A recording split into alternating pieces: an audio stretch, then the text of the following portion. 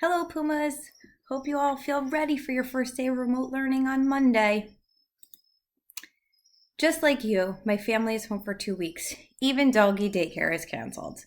So my dog Spike is totally getting into remote learning. Today we logged into Schoology and uploaded some photos to 6th grader class of 26. Please check it out.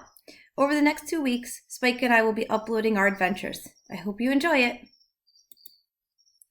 Day 1 of remote learning is happening on Monday. So we do need to log into each of our classes that are scheduled for the day.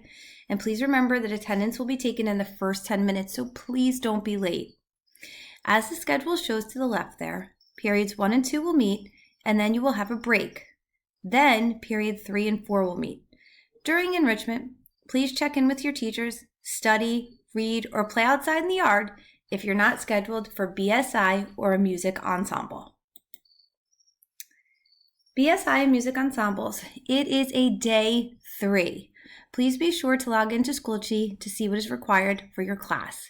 Again, remember, attendance will be taken. So as a reminder, it is a day 3 on March 16th, which is Monday. What do I do if I need tech help? Tech support is going to be available all day for school hours. We encourage you to take a screenshot of the issue and email it to studenthelpdesk@livingston.org. Remind your parents they also have access to the help desk at parenthelpdesk@livingston.org. School resources are still available.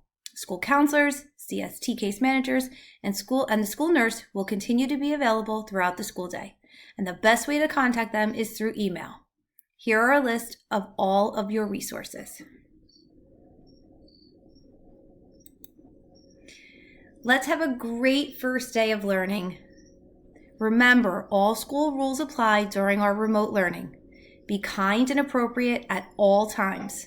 School attire is required if you're conferencing face-to-face. And please reach out if you need support in any way. Have a Puma-tastic day, Pumas.